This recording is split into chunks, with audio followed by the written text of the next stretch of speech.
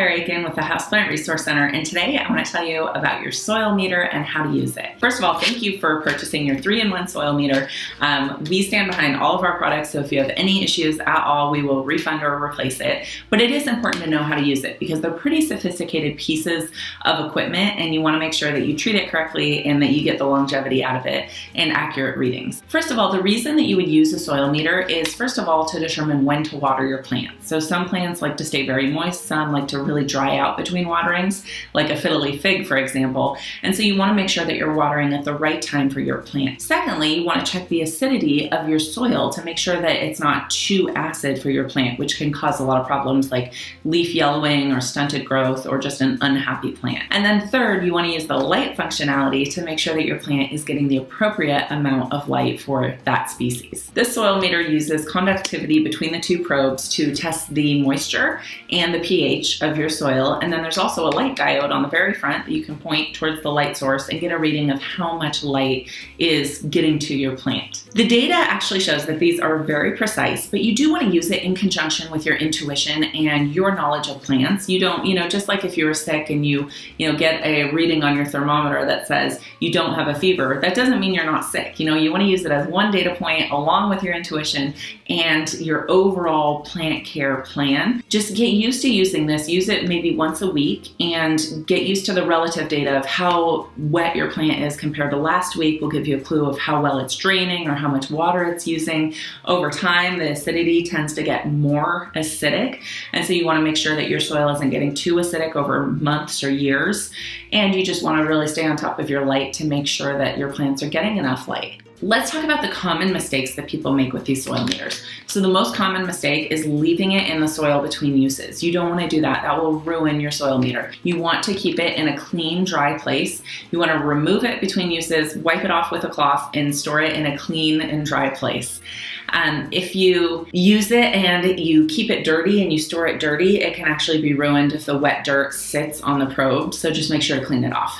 Another common mistake is people put it all the way in the soil, all the way down to the top of the meter. You don't want to do that. The way you want to use this is you want to put it in 2 to 3 inches, and you want to put it halfway between the base of your plant and the exterior of your container.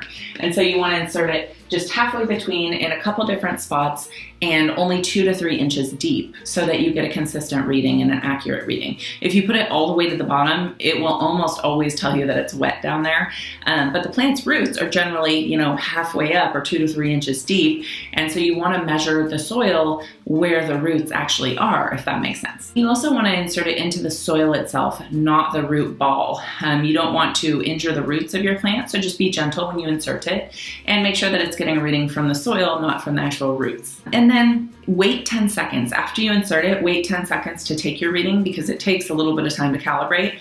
And so you just want to let it dwell for 10 seconds and then take your reading. If you think that the light functionality isn't working on your soil meter, one good way to check is take it outside and put it in sunlight. You'll see it go all the way to 2000. And so a lot of times our homes are less bright than we think. And so if you're getting a low light reading, that may be why. It may be darker than you think inside your home, and that may be one of the problems with your plants. And just a heads up that these do not work in pure water. They're designed to work in soil, not in pure water. So if you dunk it into pure water, you'll get a funky reading. How to use this for the moisture function? First of all, you toggle it all the way over to moist. You insert it 2 to 3 inches halfway between the base of your plant and the exterior of your container.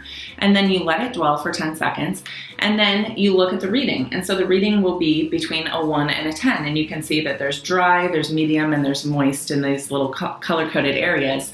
And so you want to take a look at your specific plant needs. And so we will link below to a chart that shows all plant species and at what point you should water. So for example, for a fiddle leaf fig, you should water at a 4 or less reading. Anything above a 5 or greater is going to be too wet, and fiddle leaf figs are really prone to root rot. And so you just want to wait till you get a 4 or less. But it depends on the plant. Calathea or ferns like really wet conditions, so theirs are different numbers. So check out the link below for your specific plant and when to water. So for pH, the same thing. You know, every plant is different, but the way that you want to use it for pH is you toggle it over all the way to the other side to the pH reading. You make sure that your soil is moist but not soaked. So you don't want it to be completely wet, but you also don't want it to be bone dry. Moist soil will give you the most accurate pH reading. You insert it the same way, you know, halfway between 2 to 3 inches down, let it dwell for 10 seconds, and then test the pH and take your pH reading. It'll be between a 9 and a 3.5. Generally, most houseplants like around a 6 to 7, but it depends on your specific plant. A fiddly fig really likes a 6 or greater. Anything less than 6, you're gonna see yellowing leaves and problems. So if you wanna learn more about acidity, we will link to a video below about acidity, but you wanna look up the link below for your specific plant to make sure that the acidity matches the conditions that you are planting. The last function is light, and that's right in the middle. And so you switch the functionality to the light function, and then you point your diode where your plant is at the brightest source of sunlight. And then your reading will be between 0 and 2000.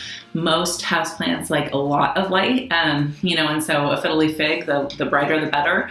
But then if you have, you know, specific plants that are low light plants, you'll just want to take that into account. It's just a very helpful tool to know how much light is coming into your room, into the exact location where your plant is. You can also use this functionality to decide where to place your plant. And so if you find a really sunny spot in your home using this, it would be the perfect place for your fiddly fig. So use it in conjunction with the light needs for your specific plant. So if you have any problems with your troubleshooting, with your soil meter, let's troubleshoot some problems here.